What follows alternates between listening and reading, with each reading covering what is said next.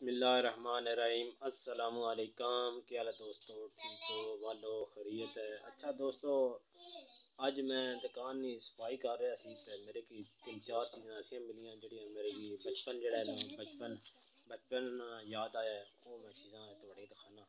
तुसीं देख सकदे हो तुहाडे भी अपना बचपन याद होसी, इंशाअल्लाह बड़ा मज़ा होसी। और बड़ियां इंटरेस्टिंग चीज़ां सन। अज वो चीज़ां देखिए तो बड़ा दिल खुश होना। आओ मैं तुहाडे को चीज़ां दिखाना। जी दोस्तों, मैं तुहाडे दिखाना अपने बचपन दी चीज़ां जड़ियां जिन्हां नाल असीं खेडने से जड़ियां साढ़े इस्तेमाल विच होईयां चीज़ां वो चीज़ां तुहाडे गी स्टैप बाय स्टैप मैं दिखाना। यह चीज़ देख रहे हो अजकल इन्हां बच्चों की चीज़ ना कोई पता नहीं है। एक गोंद सी जिस नाल असीं पेपर वगैरह जोड़ने सी, एक गोंद है इस च गोंद होनी सी। ये बहुत पुरानी साढ़े कोल पई है, बहुत पुरानी खुशक हो गई है, लेकिन चीज़ां पईयां होन फिर बड़ी अच्छियां लग रही।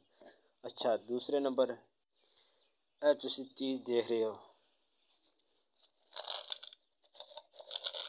यह कुछ भाइयों की पता सी एक चीज़ है। ये साढ़े कोल उस टाइम ते गन होनी सी, पिस्टल जिहड़े होने सन जिन्हां नाल असीं खेडने सन।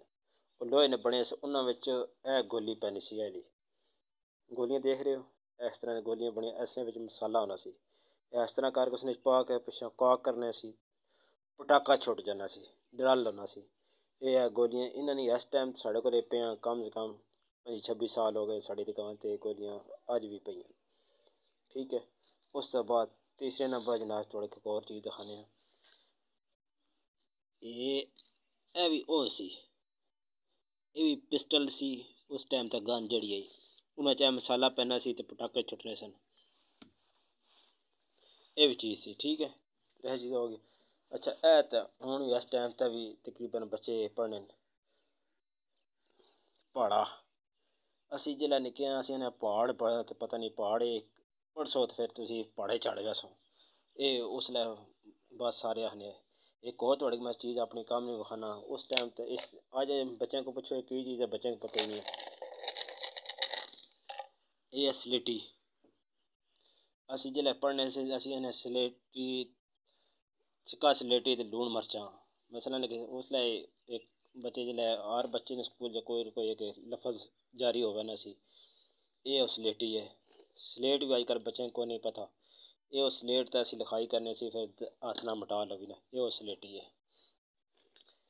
यह देख रहे हो, यह सी कलम दवात। इस च दवात है, इस च काली स्याही बढ़ाने सन ते नाल तख्ती होनी है, तख्ती ते लिखी ना कलम नाल। इसने काली स्याही बढ़ानी है। जे साढ़े को स्याही काली बढ़ाने वास्ते कोई चीज़ ना हुई, असीं उस टाइम कोला लै के कोला बिल्कुल पीस के इसने अंदर पा के कलम नाल ला के ते पानी पा के वो लिखाई करने सन।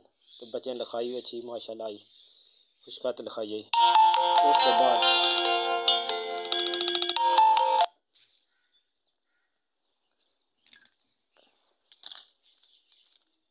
उस टाइम ते आज तो 15-16 साल तकरीबन हो गए इस पेन की। ये साड़ी दुकान तो उस टाइम आए, आज भी मौजूद पे इतना अरसे बाद भी देखा ने। बस चीज़ां काफ़ी पईयां सन। मैं अज जड़े अपने दोस्तों को दिखावां पुरानी चीज़ां, याद ताज़ा करां, क्योंकि मैं गोलियां देखियां मेरे की बड़ा याद आया। मेरे दोस्त सन इत्थै मलक ज़ुबैर, मलक महमूद, उस तो बाद जनाब फयाज लवार सी, एक आसफ कुबार सी। ये मेरे दोस्त सन। असीं सारे खेलने सी इन्हां पिस्टलां इन्हां गोलियां नाल। साढ़े को चीज़ां मौजूद सन। मैं दोस्तों शेयर कर। ठीक है, वीडियो अच्छी लगी लाइक करो शेयर करो।